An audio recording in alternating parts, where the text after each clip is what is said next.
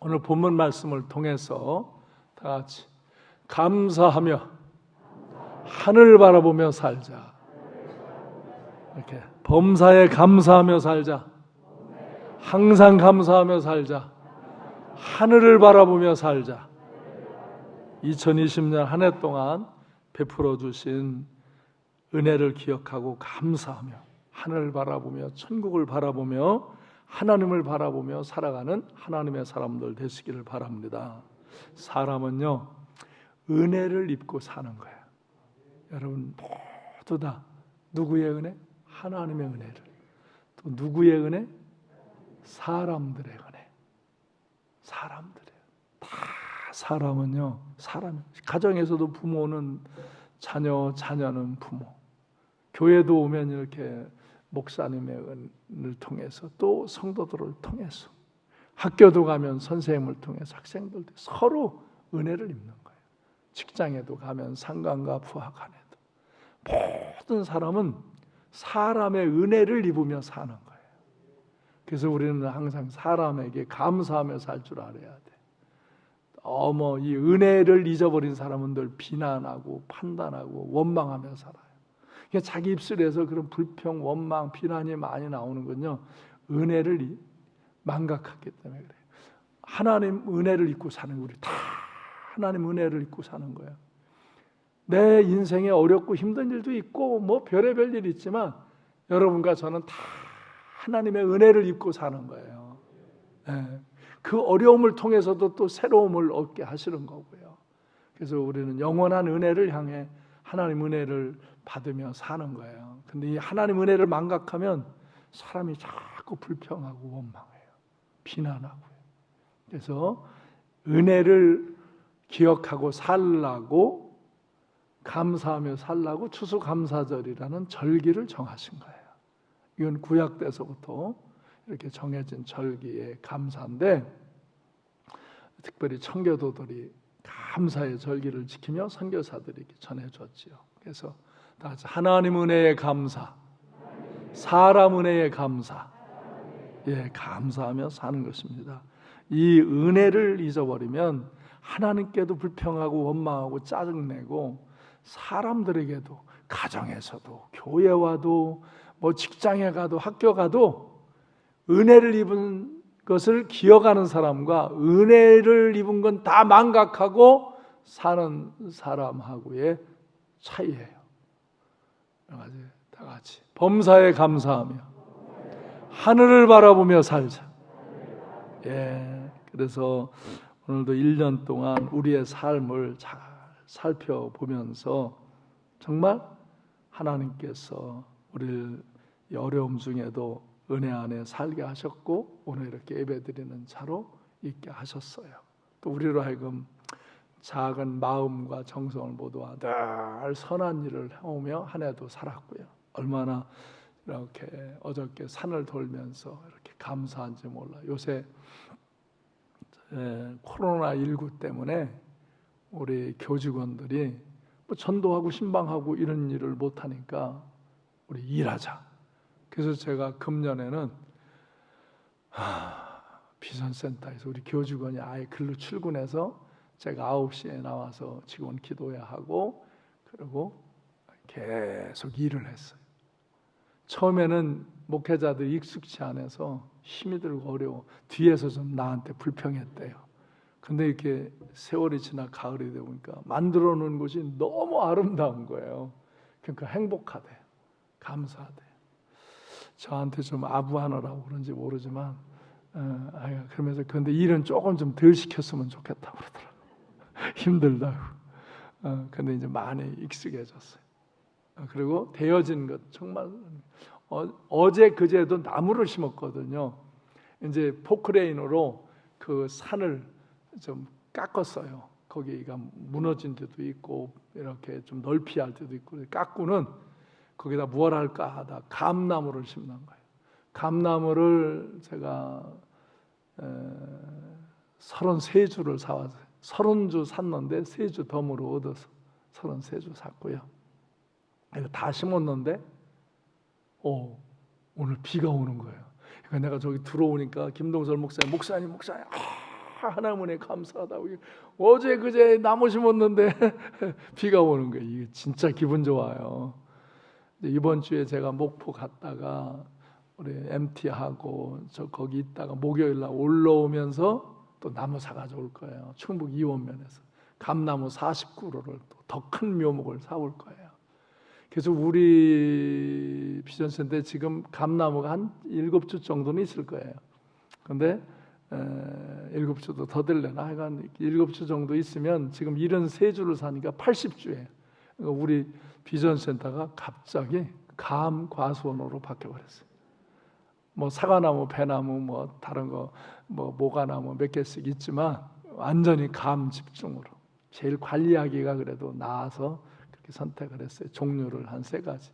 또 내가 말을 했더니 우리 성도님들이 어른이 4분, 또 청년이 1분 그렇게 헌금을 해줘서 감도 사고 꽃도 사고 그 보수하는데 이렇게 다듬고 할 걸 다 이제 지난주 이번 주 다 마칠 거예요. 늘 은밀하게 봉사하는 분들이 있어서 고맙고 어저께도 나무 심어놓고 물 주고 그랬어요.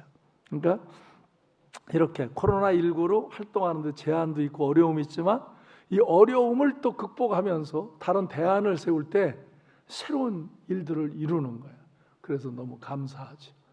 그런데 이제 작년 올 이런 정치적으로 지금 이제 정권이 들어서면서 정치적으로 교회를 좀 대적하는 일들이 일어나요.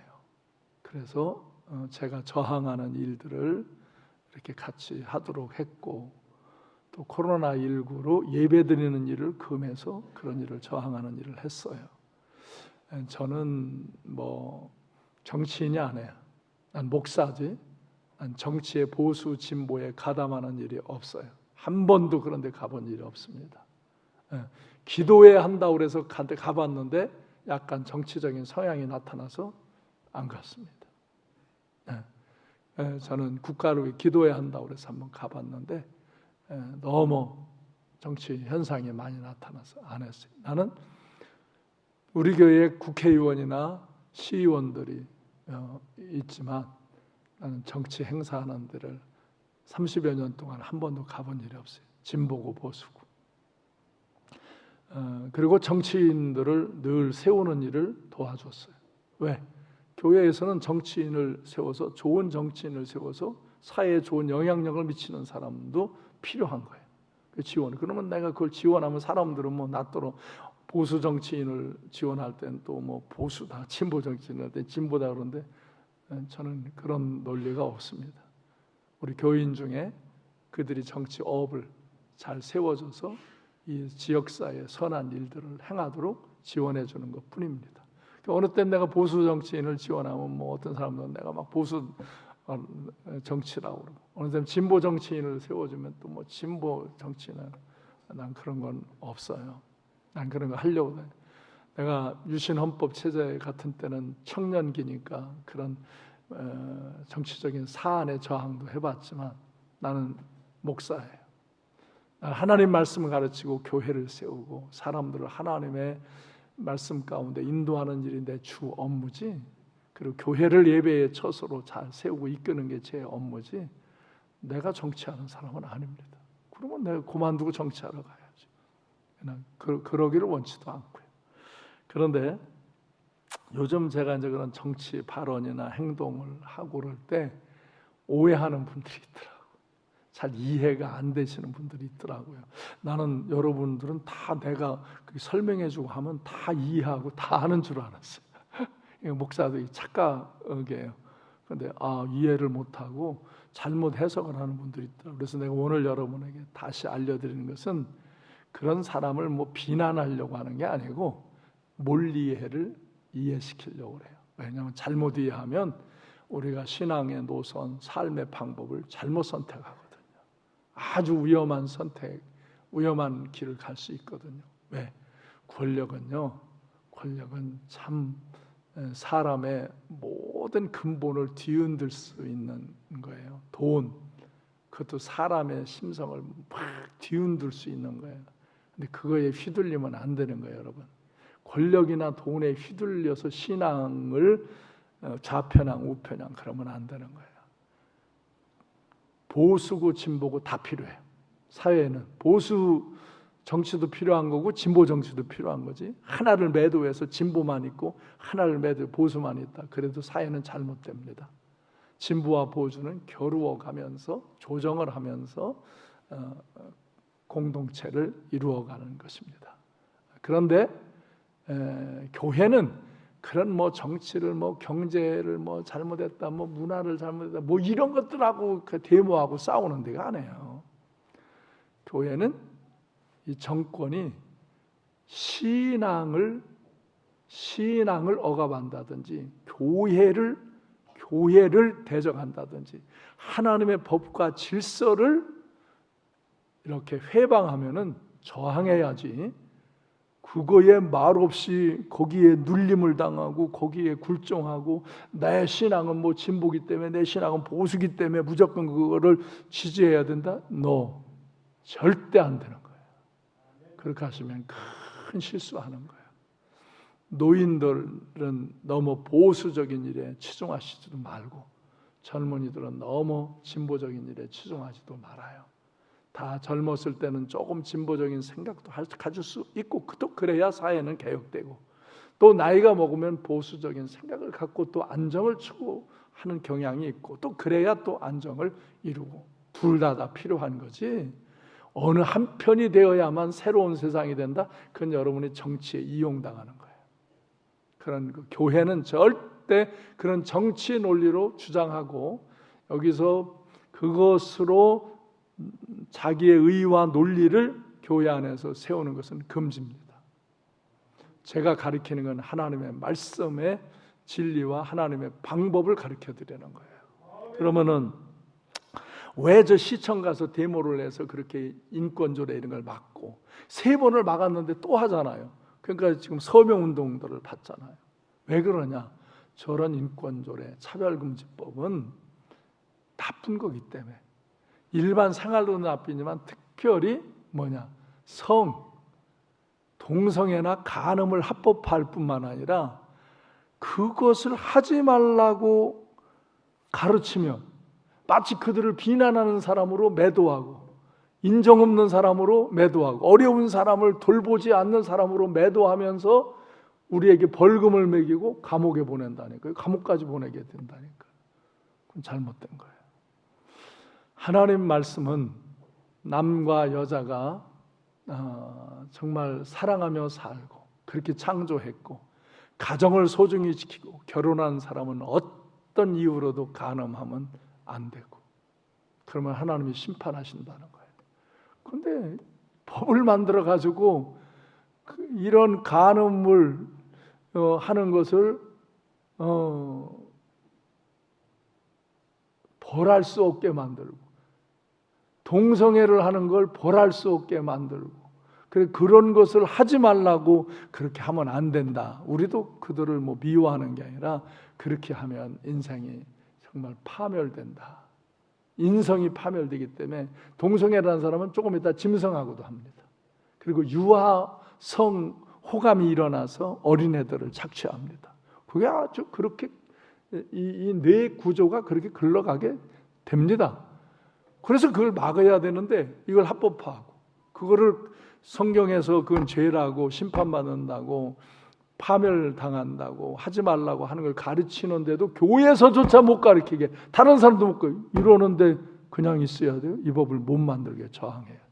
그래도 저들은 수단 방법을 가리지 않고 만듭니다. 왜? 하나님을 대적하는 정권, 이 권세 그걸 절대화하기 때문에 그런 거예요. 참 불쌍한 사람들이죠. 그거 영원한 게 아닌데 어느 만치 가다간 또 꺾여질 건데 그렇게 다 자기들이 잡고 있을 때는 다 절대 권력인 줄 착각하는 거예요. 또 미안한데 어떤 정치적인 성향이 강한 사람은 그런 걸 하게도 교회에 다니는 사람이 어떤 사람은 목사하고 장로면서도 그걸 내가 선호하는 정권에서 그러니까 호응한다. 이건 더 잘못이고요. 더 잘못하는 거예요. 악은 악이에요. 그래서 그런 것을 교회가 침묵하지 않고 옳지 못한 일을 하지 말라고 막아야 되고 이런 법을 막아야 돼요. 그래도 또 만들어. 그러면 또 막고 또 저항하고. 그래야 그 진도가 덜 나가는 거고. 제가 시의회에 들어가 참관의원 들어가서 결의할 때 막을 때 다 여기에 동성애 하는 거 지원 센터나 젠더 마을 만들 계획이 예산이 수억이 다 편성이 돼 있어요. 그래 막았죠. 그렇게 하시면 시의원님도 그거 하시면 안 됩니다. 당신의 자녀가 동성애자라면 당신은 어떨까 지금 생각하십시오. 그리고 멈추시오. 우리가 이렇게 하는 것은 그 동성애자들을 악하게 하려고 하는 것이 아니라 그걸 막아주고 더 잘 살 수 있는 길을 해주자는 건데 왜 그 법을 만들려고 합니까? 당신들이 권력을 가져가지고 이런 걸 막아야지 이런 것을 해서 백성을 잘못되게 하면 더 큰 죄를 짓는 겁니다. 그때 막았어요. 근데 요새 못 모이니까 저항을 못하니까 요새 또 살짝 더 통과시켰어요. 그러면 저항해야 돼요. 그래야지 그런 거 하는 걸 정치행위라? 아니요, 나는 뭐 부동산 정치행, 무슨 뭐 체육정책, 문화정책 이런 거 갖고 내가 데모하러 시청 가는 게 아니에요. 내 나이에 하나님의 법을 거슬리고 하나님 앞에 심판받는, 그리고 사람들이 더 죄짓게 하는 법을 만들려고 하니까 막아야 되는 거죠. 그게 그리스도인의 의무입니다. 내 가슴에만 뭐 신앙 믿음을 갖고 사는 게 아니라 그 가슴에 담긴 말씀과 믿음을 행동할 수 있는 거, 그 이 사회에 빛을 비출 수 있는 거, 어둠을 물러가라고 외칠 수 있는 거, 그게 믿음입니다. 그걸 가르치는 거예요. 절대로 난 정치 행동을 하는 게 아니에요. 내가 정치 행동하는 기준은 성경에 위배된 그런 논리, 그런 걸 가르치고 행하는 교회를 핍박하는 거, 이런 거에 대해서 저항하는 겁니다. 그건 여러분도 저항하셔야 하는 겁니다. 또 코로나19로 인하여 예배를 못 드리게 하잖아요. 비대면 예배라는 말은 없어요. 예배 못, 교활한 자들이 만든 용어죠. 교회에서 예배 드리지 말라는 거죠. 근데 우리나라 교회는 이번 코로나로 약 4분의 1 정도 교인이 줄었습니다. 이제. 초신자들, 교회에 약간 갈등이 있던 사람들이 교회는 위험군으로 사고를 인식하게 뉴스와 정권과 이런 것들이 결탁해서 질러대므로 그 연약한 사람들이 교회를 못 나옵니다. 그저께도 시골에 있는 목사님이 전화 와서, 목사님, 교회 신자들이 안 나와요. 몇십 명 되던 신자들이 그나마 주변에서 또 뭐 문제가 되고 그러니까 교회를 안 나와요. 교회 무너지게 생겼어요. 그러면 도와달라는 거예요. 참 마음이 많이 아팠어요. 실상이 험해졌습니다. 교회가. 왜 이래요? 여러분, 코로나19로 인해서 미국 같은 데도 지역마다 달라요. 샷다운된 지역이 있어요. 샷다운돼서 다 사회가 통제되는 사회가 있어요. 그러면 거기는 교회도 통제됩니다. 그럴 땐 순응해야 합니다. 근데 우리나라는 그러지 않는 거예요. 그러지 않은 사회, 백화점도 열고 있고 전철도 타고 다녀요. 근데 교회 와서 예배 드린다. 그거를 막아요. 천주교, 불교도 다 종교 행사하는데 교회만 콕 찍어서 못하게 신천지를 빙자해가지고 교회에서 또 방역을 소홀히 하는 데에서 몇 군데 일어나니까 완전 코로나는 교회 발. 아니 밖에서 교회로 들어왔지 교회에서 발생한 겁니까? 다른 데도 방역하고 다시 하듯이 우리도 교회도 생기면 문 닫고 방역하고 다시 하면 되는 거지. 근데 자기도 모르게 사람들이 세뇌가 된 거예요. 그래가지고 교회에서 예배 드리는 것은 정당하지 않은 거예요. 국가 권력과 사회 협조 안 하는 거예요. 안 해요? 지금 내가 말하잖아요. 우리는 음식 안 드리잖아요. 오늘도 떡을 주지만 바깥에서 먹으라니까. 바깥보다 여기가 더 안전해. 그래도 하는 그런 건 나는 어느 정도 참고를 하고 들을 시기만치는 들어줍니다. 사회의 기본 윤리 상황이니까. 그러나 예배를 드리지 말라는 것은 거부해야 합니다. 예배는 드려야 합니다. 교회의 본질은 예배 드림으로 신앙이 자라고 영혼들을 구원하고 우리가 죄를 회개하고 용서받고 하나님의 은혜와 사랑을 받는 일이 근본입니다. 그런데 여러분 여기서 주의하십시오. 교회에 예배 못 드리러 오는 분들이 있어요. 몸이 많이 아픈 분들, 노약자, 어린이나 노인들, 약한 사람이나 또 믿음의 연륜이 작아서 이런 때 갈등하는 분들, 또 회사나 직장에서 교회 갔다 오면 막 너무 시비를 하는 그런 뒤에서 그 신앙으로 그걸 이길 수 없는 분들은 잠시 멈춰 있을 수밖에 없습니다. 그거 예배 안 드리러 온다고 막 비난질하거나 그런 거 하지 마십시오. 여러분은 예배 드리십시오. 그러나 예배 못 드리는 분들 비난하지 마십시오. 그런데 또 예배를 못 드리러 오는 분들이 예배 드리는 사람을 비난하지 마십시오. 우리는 뭐 맹목적으로 막무가내한 종교적인 그런 사람이고 이웃을 돌보지 않는 사람이 아닙니다. 이웃을 돌보는 건 여러분이 여기서 은혜를 입고 가서 그 연약한 자들 위로하고 기도해주고 돌보십시오. 나는 예배를 열어야 됩니다. 나는 목사로서 교회 본질의 예배를 열고 교회에 10사람이 오든 100사람이 오든 저는 예배를 인도해 줘야 되는 사람입니다. 그래서 저는 교회적으로는 예배를 열고 오시는 분들은 이렇게 이곳에서 은혜를 입고, 지금도 제 설교가 동영상으로 나가지 않습니까?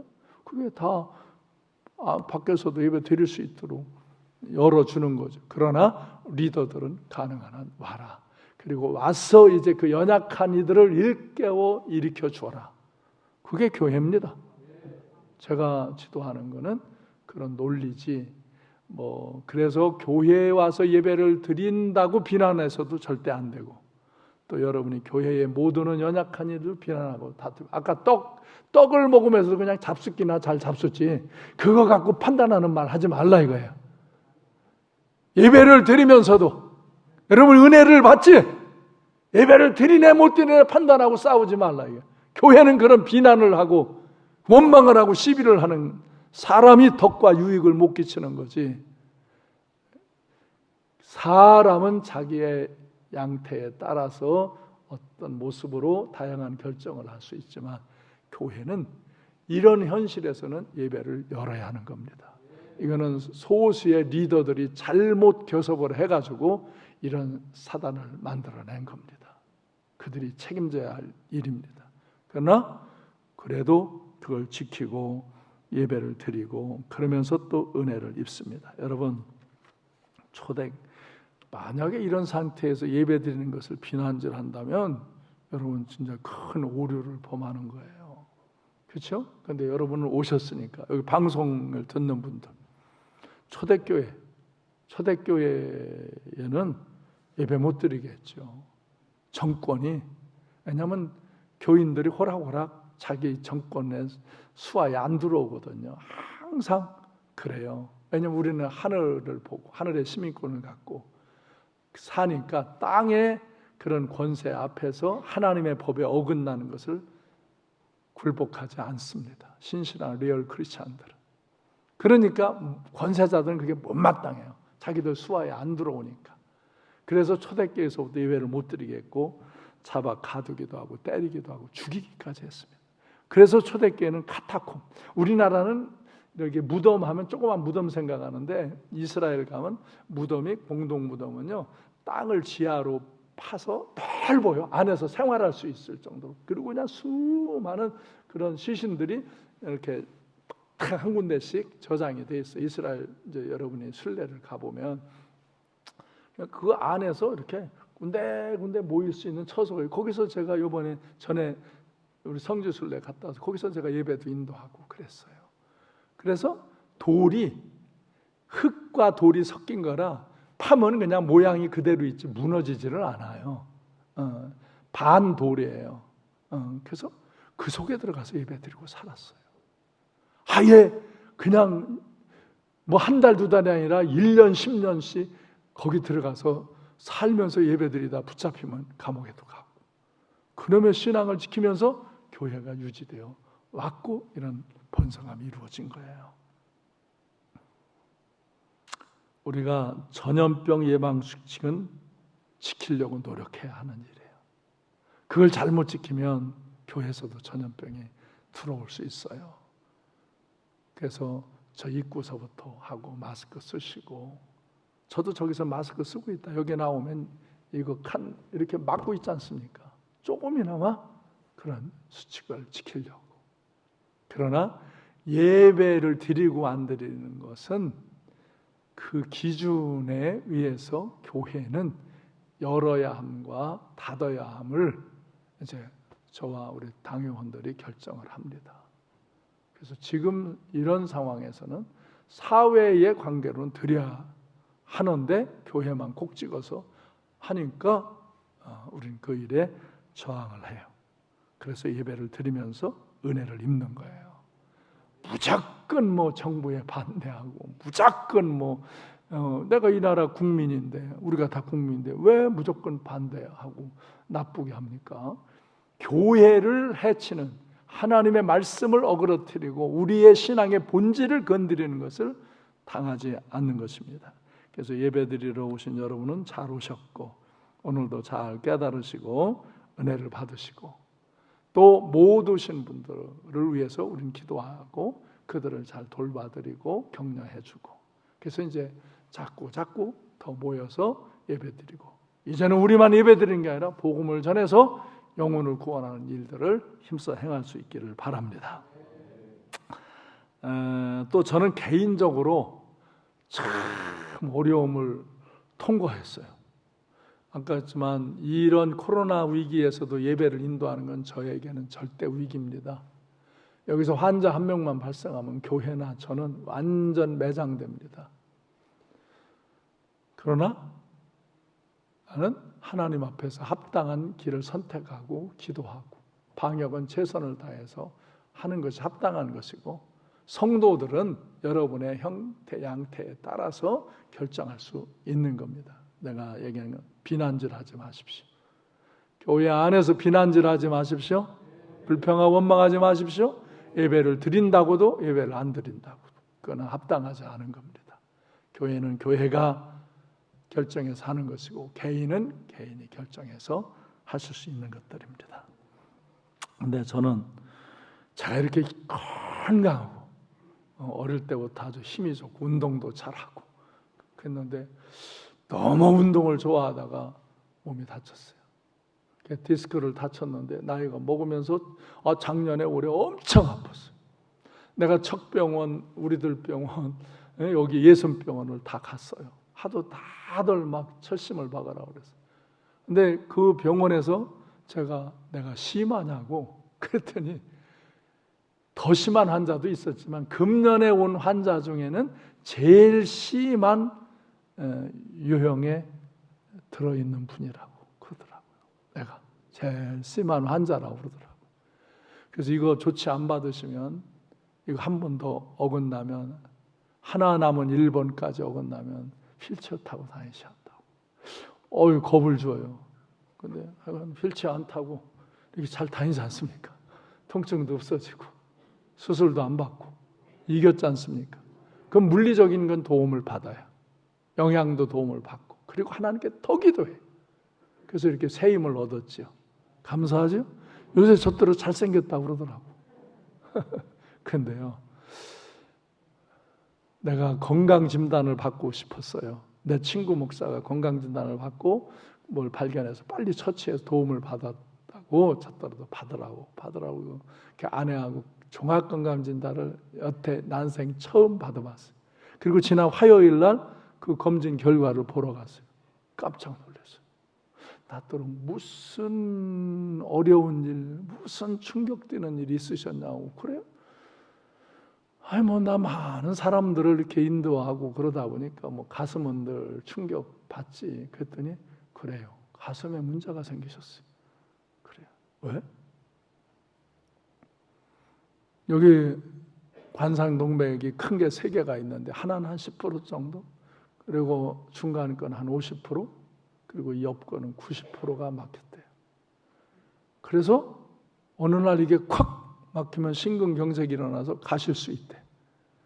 그냥 어이가 없어가지고 아무 고통도 없는데 그렇게 된 거, 원래는 고통이 없다가 갑자기 일어나는데 이렇게 발견이 된 게 진짜 은혜라고.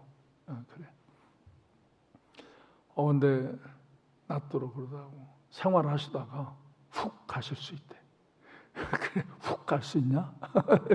어저께 김수홍 장은 우리 의사 선생님은 저는 나 훅 갈 수 있냐 이거? 그러니까 그럴 수 있는 거래. 근데 이거 발견되셨으니까 조치하시면 된대. 저기 계시네. 예. 그래서 내가 그럼 김장로가 해줘라니까. 그건 나 전공 아니니까 저 어디야 세종에서 검사하셨으니까 거기서 하시는 게 제일 낫다고. 그래 알았다. 근데 그러더라. 목사님 오래 사실 것 같다고. 꼭 문제 있으면 다 발견하시는데 항상 해결하시니까 목사님은 굉장히 오래 살 것 같아. 난 의사 선생님한테 거기서 나는 별로 오래 살고 싶지 않아. 70 살았으니까 그냥 가게 되면 갈 거야. 요새는요 70은 안 되는 거예요. 80대 중반은 살아야 기초예요. 막 그러면서 뭐 하자 그래. 조금 있다. 천천히. 왜 조금 있다 하세요? 지금 급한데요. 조금 있다. 천천히. 왜? 나는 기도 좀 해야 되겠고 몸 좀 더 챙겨가지고 가야 되겠고 조영수를 할 때 또 좋아질 수 있잖아. 그러니까 20일을 벌었어요 지금. 그래서 그때까지 있다가 오겠다. 여러분 저를 위해서 기도해 주세요. 아니 내가 훅 갈 수 있대요. 이야 참, 이렇게 멀쩡한데 근데 여태까지 안 아팠는데 화요일서부터 아파. 여기가 막혔다는 거를 이제 알고 나서부터 지금 여기가 이렇게 답답하고 먹먹하고 아파요. 이야, 나 그래 이 MT도 가가지고 이 바닷가 가는데 이건 뭐 추운 데 가지 말라고 뭐 그러고 그러는데 그래서 뭐 가슴을 싸고 다녀야 되나. 근데 저는 어저께도 산에 올라가서 기도하면서 하나님, 제가 훅 갈 수 있다네요. 저를 그럼 훅 데려가실 거예요? 난 뭐 데려가셨는데도 이제 여한이 없어요. 제게 맡겨준 사명 다 했고 이거 인계인수만 해주고 갈게요. 뭐 미련도 없습니다. 이때까지 고생하고 수고한 우리 동역자들에게 앞으로 더 잘할 수 있도록 조직해주고 인계해주고 갈 테니까. 그러나 또 발견하게 하셨으니 고쳐주시려고 그러시죠? 그래서 고쳐주시면 제가 더 겸손히 더 헌신적으로 더 충성되게 살다가 가겠습니다. 속으로는 조금 더 살고 싶더라고. 그래서 고쳐주시면 내가 더 잘하겠다고 요새 아부하는 중이야. 괜히 말로 빨리 가겠다고 그 헛한 말 하다 그냥 가면 우리 영희 씨가 울잖아. 조금 더 있다가 하려고 그래서 이제 기도해. 그리고 여러분에게 이렇게 말해. 나는 뭐 내가 질병이 발견됐다? 부끄러워하지 않아요. 나도 약해질 수 있고. 의사가 그러는데 무슨 충격을 많이 받았느냐고 그래. 근데 물을 뭐 이렇게 여기서도 뭐 여기도 물을 조금 빼보고 뭐 그러더니 금방 게 아니고 그 갑상선 여기도 뭐 물이 조금 있다 그래서 그 빼더라고. 바늘도 다 요새 CT로 다 보더라고. 바늘이 열로 쑥 들어가더라고. 근데 거기서 쑥 잡아 빼는데 시커먼 물을 빼더라고. 근데 그런 거는 아무 뭐 상관도 없는 거래. 그냥 좀 빼내면 되는 거래. 근데 이거는 이제 심각한 거래. 여러분이 심각하게 저와 함께 기도해 주세요. 그럼 제가 또 온전해지고 저는 뭐 의학적인 도움도 때로는 받습니다. 그러나 제가 운동하고 음식 먹고 계속 음식 조절 들어갔어요. 우리도 오늘 당회하면서 음식 먹으러 장로님들하고 가는데 나 그거 밥 같은 거는 잘 안 먹어요. 조절해. 그리고 운동을 해. 그러니까 며칠 사이에도 몸이 좋아졌어요. 그렇게 강화하면서 뭐 때로 약 주면 약도 먹고 기도하고 더 간절히 기도해. 아마 제가 더 건강해서 또 좋은 역사 이루게 하실 줄로 믿어요.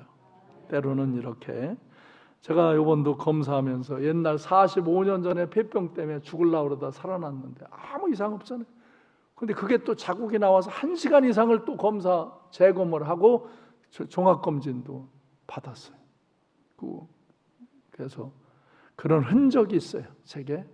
그렇지만 저는 그걸로 낙심하거나 불평하거나 잘못된 게 아니라 그걸로 주님을 더 만났고 주님 앞에 인생을 걸었고 새로운 역사를 이뤘어요. 이제도 그래야 할 거예요.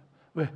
내가 이제 다음 세대를 교회도 다음 세대를 세워줘야 되고 이 역사적으로도 다음 세대를 자녀들을 정말 하나님의 사람들로 키우는 이 길을 열어주는 일까지 제가 세우면 이제 편안히 나 한 사람으로 살아온 인생을 마감하면서 이제 저 멕시코 많은 선교지도 돕지만 특별히 멕시코에 예수 마을을 만들어주는 그런 일들도 이루어지면서 여러분들과 그런 곳도 같이 가보고 그러고 싶어요.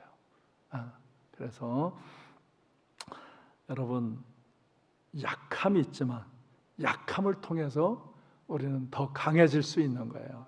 나는 연약하지만 그 약함 가운데도 나와 함께 하시고 나를 새롭게 하시는 그 하나님을 의지할 때 내가 그 주의 은혜 안에서 더 강해지고, 그래서 나는 그 은혜를 늘 감사하며 살고 하나님이 베풀어주는 은혜를 망각하지 아니하고, 내가 오늘 여기 있으면 하나님의 은혜고 오늘 살아감도 하나님의 은혜고 내가 이런 사역을 할 수 있음도 하나님의 은혜요, 내가 할 수만 있으면 더 진실하게 더 경건하게 거룩하게 살고 더 충성하게 살고 언제나 하나님이 말씀하시고 하나님의 말씀의 기준을 따라 난 교회를 세우고 이끌어 갈 것이고 성도들을 가르칠 것이고 그런 삶을 더 고백하게 되는 거예요. 왜? 오늘날 오라면 갈 건데 뭘 그렇게 어리석게 살겠어요. 여러분, 지난주에 제가 설계했죠. 때를 따라 돕는 은혜. 할렐루야. 아까도 나무 심어놨는데 물 주니까 그게 그렇게 넘어져. 근데 그것보다도 더 좋은 건 우리에게 좋은 날, 어려운 날 뭐 이런 것처럼 뭐 있어도 늘 때를 따라 돕는 은혜를 주셔서 오늘 우리가 여기 있습니다. 이것이 하나님의 은혜입니다. 많은 사람들에게 은혜를 입어서 우리가 오늘 여기 있습니다. 하나님의 은혜입니다. 그러므로 여러분, 이 하나님 은혜를 기억하며 이 시대가 악해집니다. 자꾸 말세가 갈수록 악하고 이 세상 권세자들이 하나님을 대적하는 일이 계속 세계 각처에 일어나는데 요즘 제일 강하게 일어나는 데가 한국입니다. 한국 사회에 옛날 대원군 때 우리 전도하러 와서 여기 복음 전하고 예배드리면 잡아서 죽였잖아요. 저 마포에서 절두산 거기가 목 잘라 죽인 데잖아요. 그래도 신앙을 지킨 이들에 의해서 교회가 세워졌고 오늘 여기에 있는 거예요. 우연히 된 게 아니에요. 오늘 우리가 어떻게 교회를 지키고 어떻게 신앙을 지키냐에 따라 우리 다음 세대가 이루어지는 거예요. 여러분, 바알에게 무릎 꿇으면 안 돼요. 그러면 여러분 자녀도 무릎 꿇어요. 이 다음 세대가 무릎 꿇어요. 저는 결코 바알에게 무릎 꿇을 수 없어요. 여러분도 그리하지 마시기를 바라요.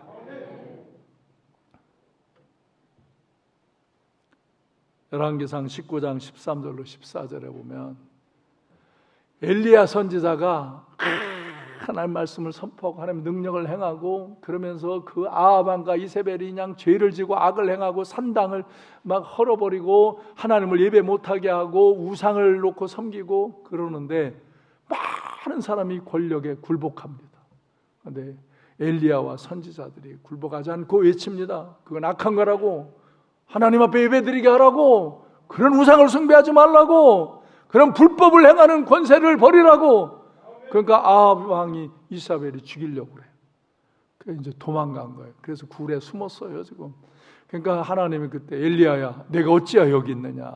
그러니까 엘리야가 뭐라 그래요? 만군의 여호와여, 내가 얼마나 열심히 주의 일을 했습니까? 유별나게 특별하게 하지 않았습니까? 그렇게 하나님 말씀을 선포하고 하나님 능력을 나타냈는데도 이스라엘 자손이 주의 언약을 버리고 주의 제단을 헐고 칼로 주의 선지자를 죽였습니다. 이제 나만 남았습니다. 엘리야가 생각할 때는 다 죽었거든. 나만 남았다. 그래서 내가 내 생명을 찾는 저들을 피해서 여기 숨어 있습니다. 그러니까 하나님께서 19절에서 말씀하셔요. 18절에서 내가 이스라엘 가운데 7,000명을 남겨둬. 너만이 아니라 너와 같은 사람 7,000을 남겨둬서 지금도 그들이 기도하고 있다. 바알에게 무릎 꿇지 아니하고 바알에게 입 맞추지 아니한 자들이 7,000이나 남겨져 있다. 여러분, 저 같은 목사만 이렇게 하는 것이 아니라 많은 목사님들 중에 정말 신실한 목사들이 이 나라를 위해서 기도하고 있고요. 많은 성도들이 이 나라를 위해 기도해요. 지금도 오늘 새벽에도 밤에도 보면 우리 비전센터에 보면 그 밤에 새벽에 올라와서 기도하는 이들이 있어요. 부르짖어 기도해요. 그 야외에서 기도하는 사람들이 있어요. 그 윗단에서 막 부르짖어 기도해요. 내 서재실에서 들려요. 그럼 내가 그들을 축복해 줘요. 지금도요 곳곳에서 이런 기도하는 이들이 바알에게 무릎 꿇지 않냐고 입 맞힌 자들이 있다고요. 그들이 정말 이 역사를 지켜나갈 거예요. 여러분, 우리는 지금 죄를 지적하고 죄를 죄라고 말 못하는 권력 앞에 섰어요. 동성애나 간음을 하지 말라고 가르치면 벌받는 현실 앞에 섰어요. 이 정권이 한 것이 옳지 않다고 말하면 해를 받는 상황에 처해 있어요. 교회에서 예배드리면 불이익을 당하는 현실에 처했어요. 이제 전도하다가 그가 혐오감을 느꼈다고 하면 우리는 처벌받는 현실 앞에 섰어요. 대원군 이래에 한국 사회에 이런 일은 없었어요. 지금은 정말 한국은 심각한 영적인 공격을 받고 있는 때예요. 그런데 당신이 오늘 이런 현실 앞에서 아무 말도 못하고 그런 현실에 눌려서 그렇게 행동하지 않으면 안 돼요. 행동해야 되는 거예요. 더 악한 자들이 있어요. 자기 의를, 자기 논리를 정당화해가지고 연약한 사람들을, 젊은 사람들을 유혹하고, 마치 교회가 이런 동성애를 반대하는 것, 이런 코로나19에도 예배드리는 것은 반정부적이고 종교적인 몰상식한 짓이라고 매도하는 TV에 나와서 신문에 이런 얘기를 하는 저 목사 장로들, 그 사람들은 정말 거짓 선지자와 같은 자들이에요. 엘리야 당시도 거짓 선지자들은 그렇게 했어요. 그런 자들의 말을 듣고 그것이 정당한 논리처럼 착각하지 않으시기를 바라요. 그래서 가르쳐 드리는 거예요. 그건 잘못된 논리예요. 하나님의 의와 하나님의 논리를 세워야지, 인간적인 정의와 논리를 갖고 하나님의 논리를 치겠다? 그들이 하나님의 심판의 대상이에요. 아합도 이사벨도 심판당했어요. 그리고 엘리야로 하여금 하나님은 다음 세대를 세우라고 그랬어요. 그래서 다음 세대를 세워서 나라를 새롭게 했고 새로운 역사를 이루었어요. 저도 다음 세대를 세우려고 그러는 거예요. 그건 11월 말에 왜 다음 세대를 어떻게 세워야 할까를 말씀드릴 거예요. 한 해를 정리하면서. 여러분, 다니엘은 기도하지 말라는 왕의 그 방을 보고도 기도하는 거, 그거 법을 어긴 거 아니에요. 어느 사람들은 방송에 나와서 법을 어겼다고, 교회가 법을 어기면 되느냐고 이따위 소리 해가면서 예배드리고 이런 것들을, 동성애 이런 거 차별금지법을 반대하는 것을 이렇게 아주 은근히 비난하면서 이 사변적인 젊은이들을 유혹하는 이런 목사 장로들, 이런 자들 때문에 교회가 혼란을 겪는 거예요. 교회 안에다 비난질을 하는 거예요. 교회 안에서 얘기했는데 교회 밖에 나가서 교회를 공격하며 세상 사람에게 의롭다 소리 들으면서 교회를 무너뜨리는 이 악한 영의 영향력들, 이런데 여러분 말려들지 마시고 그런 자를 의로운 자처럼 착각하지 마세요. 성경에서 말하는 의를 우리는 세워야 되는 거예요. 그래서 사드락 메삭 아벳느고도 그 왕의 신상을 느부갓네살 왕이 세워놓고 절하라 할 때 안함으로 풀문불에 들어가지만 하나님이 지키시는 거예요. 그리고 느부갓네살 왕은 역사의 뒤안길로 사라지는 거예요. 그리고 이스라엘은 회복되고 새 역사를 이런 사람들을 통해서 이루어 나가는 거예요. 할렐루야. 지금 보면은 그 권세 세력이 아주 강대하고 절대적인 것 같지만 그런 권력은 없었습니다. 역사 속에서 하나님을 대자고 거슬리는 역사와 그 왕들은, 그런 권력자들은 다 불쌍한 모습으로 역사의 뒤안길로 사라졌고, 또 하나님은 새로운 역사를 일으키셨습니다. 근데 새로운 역사가 또 지키지 못하고 가다 보면 또 무너지고 새로운 역사는 또 일어나는 것입니다. 그때 교회는 하나님 말씀의 중심을 지키고 하나님의 방법을 지켜나가야 이 세상에 빛을 비추고 세상을 이끌어 주는 역사를 일으키는 기도의 사람들을 세우는 것이지, 그렇지 않으면 희망이 없는 것입니다. 결코 바알에게 무릎 꿇지 마시기 바랍니다. 하나님은 하나님을 대적하고 악한 세력을 나타내는 자들, 사람의 의를 세우며 하나님의 의를 거슬리는 자들을 다 다스리십니다. 여러분이 나는 진보니 보수니 그런 걸 주장하면서 교회에 와서 하나님의 말씀과 하나님의 기준 방법을 비난하고 판단하는 일을 하지 마십시오.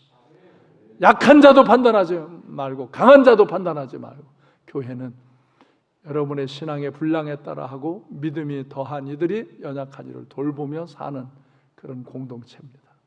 교회는, 목사님은 그런 기준을 올바로 세워서 이끄는 것이지, 여러분의 비위에 맞춰서 이 세상에서 이렇게 내가 행동하면 불이익을 당한다고 거기서 비굴하게 살 수 없습니다. 그래서 하는 겁니다. 왜? 우리는 하늘을 바라보는 사람이기 때문에 그렇습니다. 빌립보서 3장 20절 21절에서 우리의 시민권은 하늘에 있다. 우리를 구원하신 주 예수 그리스도를 기다린다. 그분이 변화되어 하늘의 영광 가운데 있는 것처럼 우리 몸도 변화시켜서 그의 영광 가운데 있게 하리라. 디모데후서 4장 7절로 8절에서 나는 선한 싸움을 싸우고 나의 달려갈 길을 마치고 믿음을 지켰으니 이후로는 나를 위하여 의의 면류관이 예배되어 있으므로 주 곧 의로우신 재판장이 그날에 내게 주실 것이며 내게만 아니라 주의 나타나심을 사모하는 모든 자에게도니라. 여러분도 하늘의 시민권을 갖고 이 하늘의 면류관을 바라보면서, 천국을 바라보면서 세상 바르게 무릎 꿇지 아니하고 하나님의 기준을 세우고 서로 비난하고 판단하지 말고 하나님 앞에서 은혜를 기억하고 사람 앞에 은혜를 기억하고 감사하며 승리생활하는 복된 성도님들 되시기를 주님의 이름으로 축원합니다. 이 추수감사자들이 여러분에게 새로운 감사의 날이 되어지기를 소망합니다.